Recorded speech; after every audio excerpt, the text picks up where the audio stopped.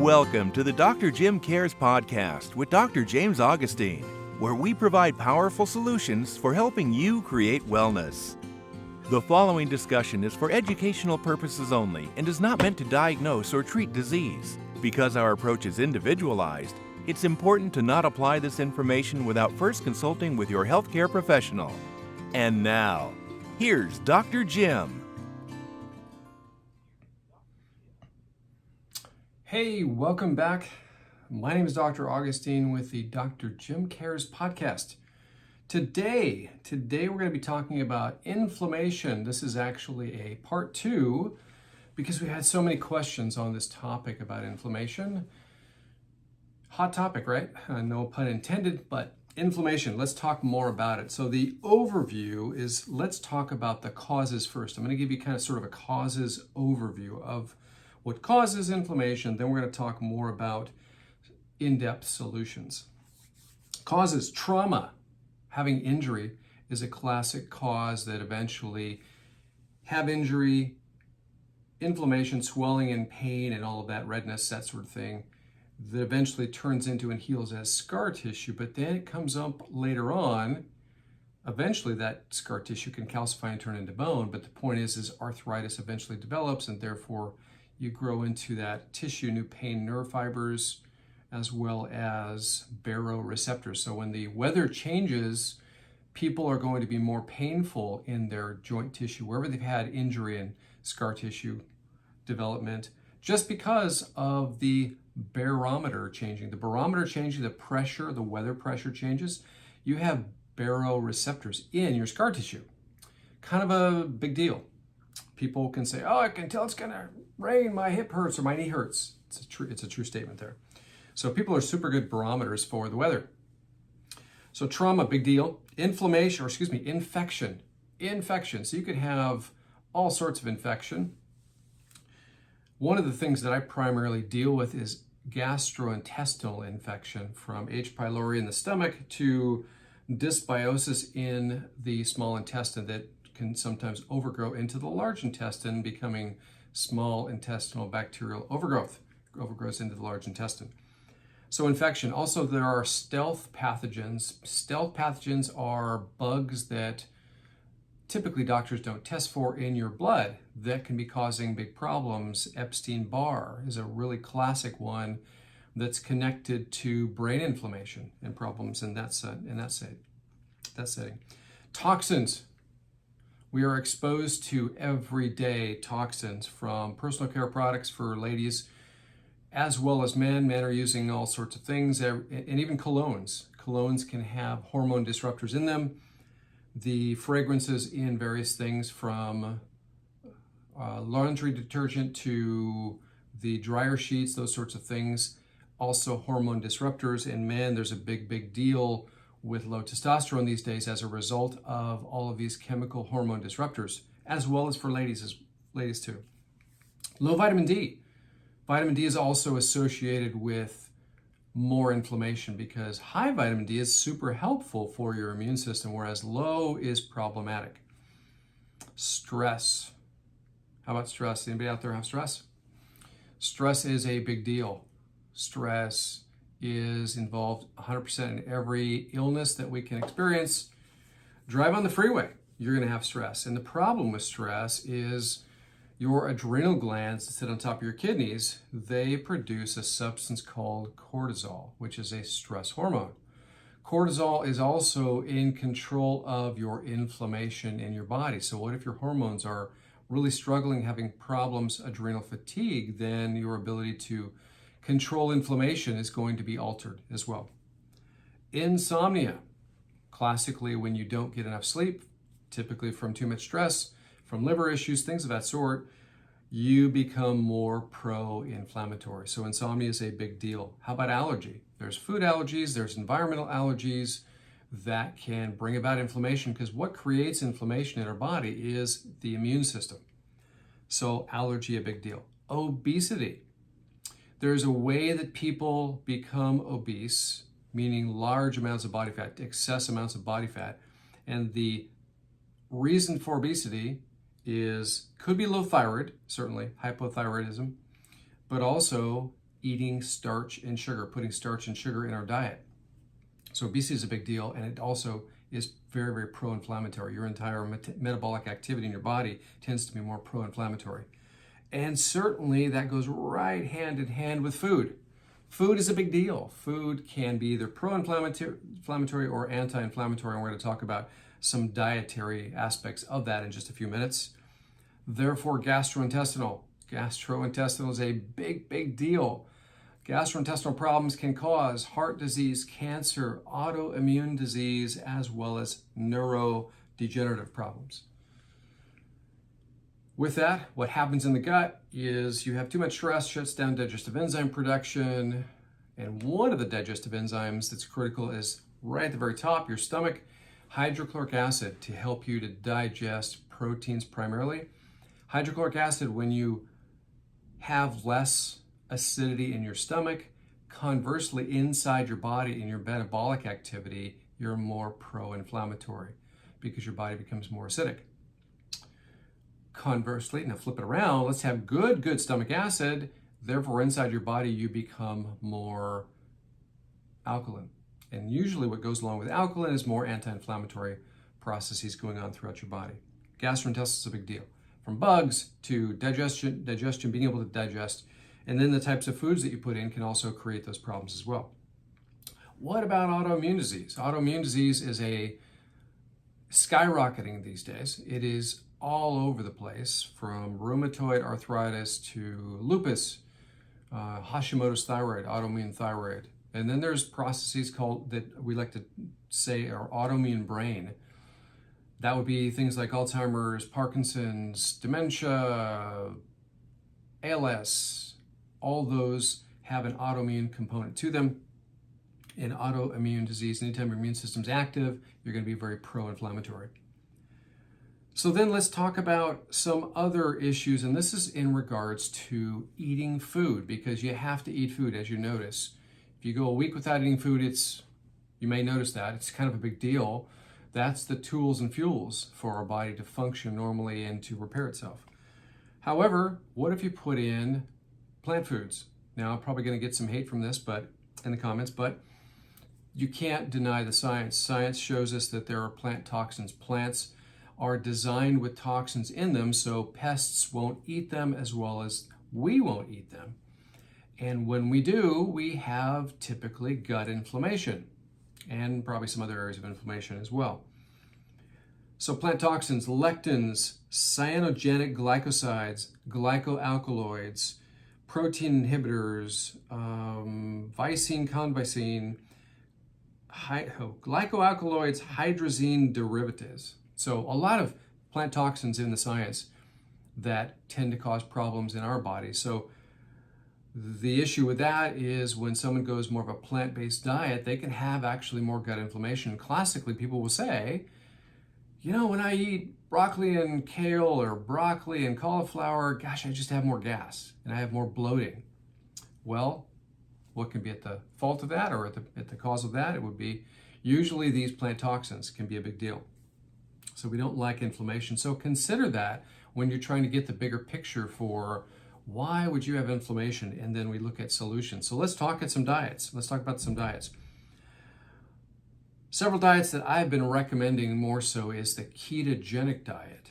Ketogenic diet means your primary fuel is fat, good essential fats.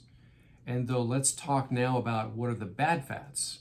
The bad fats that you definitely should not be eating would be the seed oils, things like canola, sunflower, safflower. Also not so good would be, take a guess, what would be another bad oil? Vegetable oil. Remember Crisco, margarine, bad stuff. Don't eat those. Eat butter. You can eat ghee, which is filtered butter. Ghee is a good thing. Butter's good, avocado oil, coconut oil, all good things. Now, lots of good essential fats tends to feed your hormonal system, which is really good for you. Tends to feed your brain. And as you know, the number one, maybe you don't know this, the number one best-selling drug today is a statin drug. Statin drugs are huge because they're cholesterol-lowering drugs. And your brain has a lot of cholesterol fat in it, so therefore people notice that when they take statin drugs, they can lose their memory. Not so good. So I would suggest, and I have other videos that we've done, which you might want to take a look at on cholesterol and talk about cholesterol, because the truth about cholesterol is it doesn't cause heart disease. It's the internal scab inside your body to heal tissue. Now, the same things that cause heart disease, starch, sugar, and alcohol, of course smoking as well, also cause cholesterol raising. So it beats up your liver. Starch, sugar, and alcohol beat up your liver, raise your cholesterol because your liver makes the cholesterol. All that being said, ketogenic diet's phenomenal if you're doing really good fats, adequate protein, and you could throw in some veggies with that. So that's a good thing. Now, a subdivision, though, of ketogenic diet is something called the carnivore diet. Carnivore is really, really amazing. So imagine putting in animal protein and animal fats only. You have electrolytes, you have fish oil, you have sodium or really good sea salt. Why? Because salt's essential for your mitochondrial function, your cells, inside your cells, mitochondria, the powerhouse of your cells. But to get nutrients in and out of your cells, you've got a sodium-potassium pump. So salt is really, really a critical thing. It's not as bad as doctors tell you it is. So salt's essential. But carnivore diet, eating eggs and bacon for breakfast, or eggs and sausage, but good stuff. Lunch can be also some sort of protein and animal fat. Always animal protein, animal fat. And sure, you can use things like grass-fed, grass-finished beef. You can have chicken. The only thing, be cautious about eating chicken is because it's higher in omega-6s, and so would pork. Therefore, that's why you should also supplement with a good fish oil. Today, the average person with an omega-6 to omega-3 ratio, the average person is at 20 to 1, 20 omega-6s to 1 omega-3, which is why we need a 1-to-1 ratio. And ideally, everybody, despite being on carnivore or not, needs to add in fish oil. Fish oil is very, very anti-inflammatory, so it's really, really good for you. Carnivore diet, I'll give reference to Joe Rogan, his podcast, his video podcast. It's amazing. He was talking about when he was doing carnivore, and he introduced back into his diet a few vegetables, and all of a sudden he started having some gut pain, bloating, inflammation, and then his joints started hurting him. Interesting. He said, well, that told me that the plants that I was eating, despite their high value as far as nutrition, tended to be very pro-inflammatory for him. So it brought back those joint pains that he didn't like. Carnivore tends to make you satisfied, mental clarity, mental focus. Your body composition will change dramatically. You'll lose body fat because the thing that puts on body fat is spiking your insulin. Insulin is the key. You want to keep insulin low. The only way to do that is taking starch and sugar out of your diet.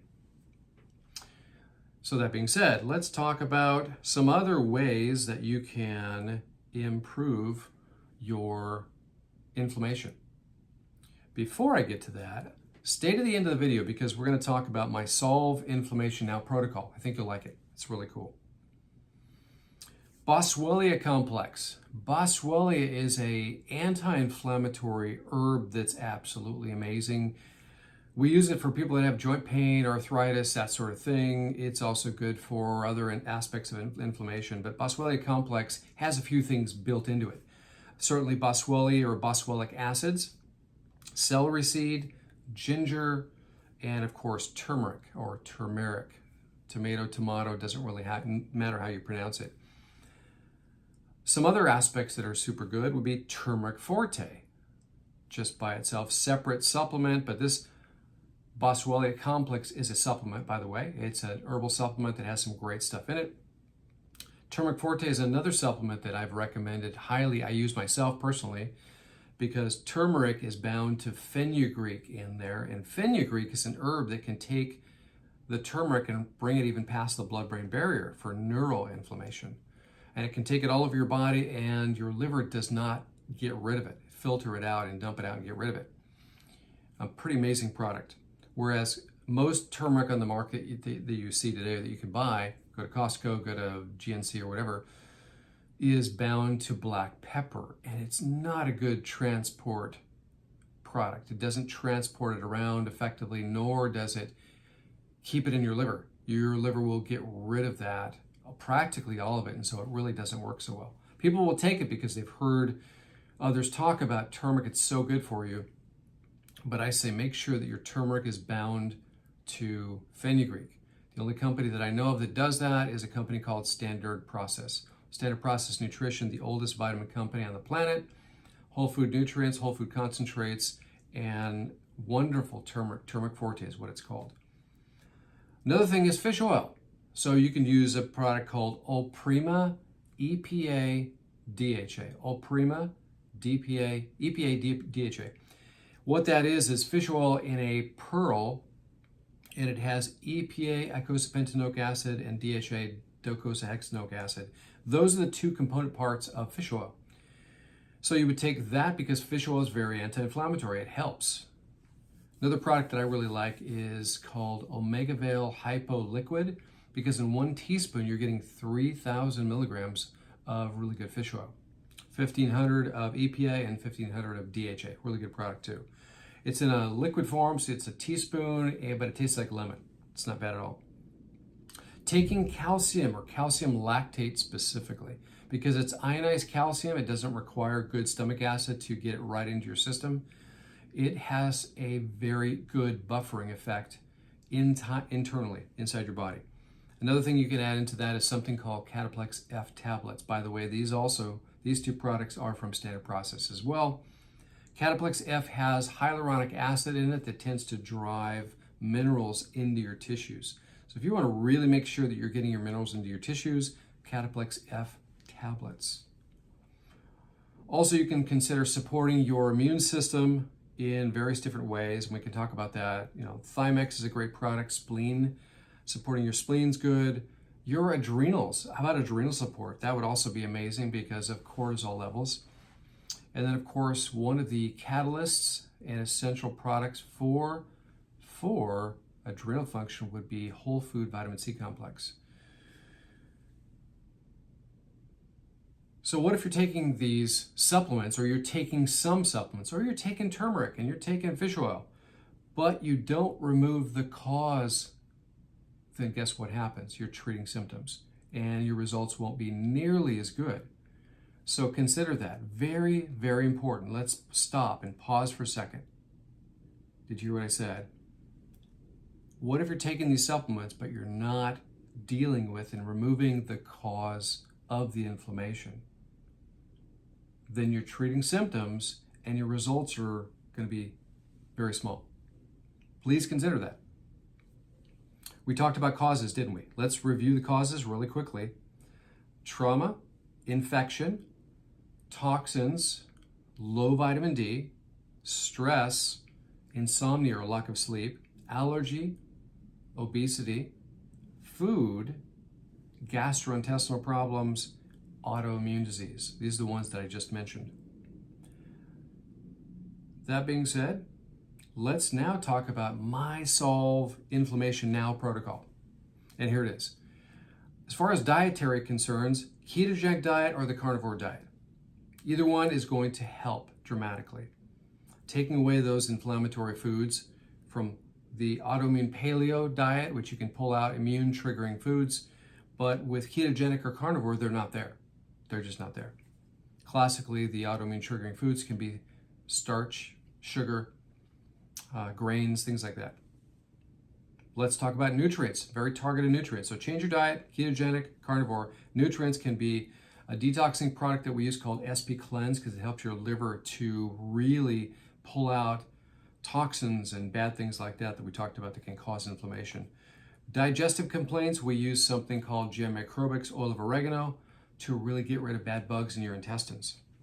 Stealth pathogens, we can recommend Viranon and Echinacea. Really starts to help your body deal with internally those bugs that can actually be in your blood that can cause you problems, inflammation, also tiredness and fatigue. Liquid D, or taking a really good vitamin D supplement. The range, by the way, on vitamin D, if you get it checked in your blood, which I recommend that you do, because most everyone is low in vitamin D. unless you're taking it or you're getting plenty of time in the sun. The range is from 30 to 100 on your blood work. Most people are, if you're at 30, they're typically lower than that. And if you're at 30, your doctor won't say a thing about it. It'll say, oh, you're fine, you're good. And you're really not good. You ideally want to get your vitamin D above 70 would be ideal. Certainly my ideal, because that really staves off all sorts of problems. It strengthens your immune system tremendously, but it helps with inflammation.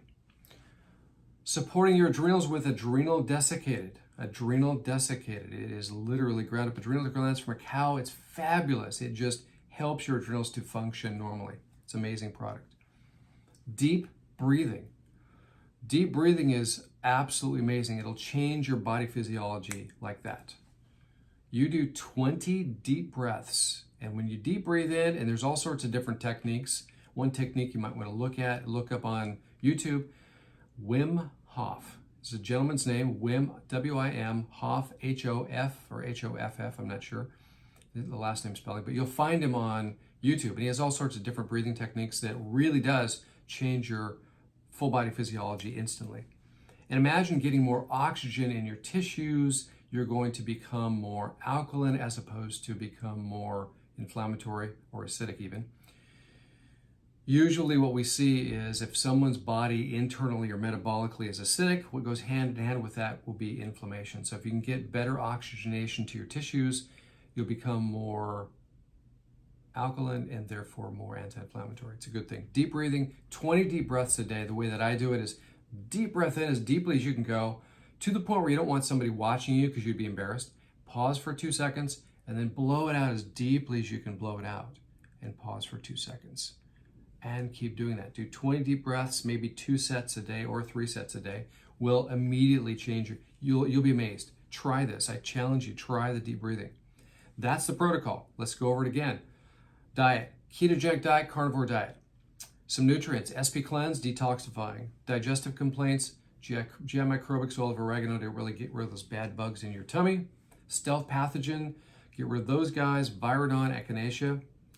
Liquid D, great vitamin D supplement. Adrenal desiccated to support your adrenals for cortisol control. Deep breathing. Try it out. I challenge you. Great stuff. I'd love to hear your questions or comments about all this, because there's so much involved with inflammation. And by the way, inflammation is at the center cause of every chronic illness that we can run into.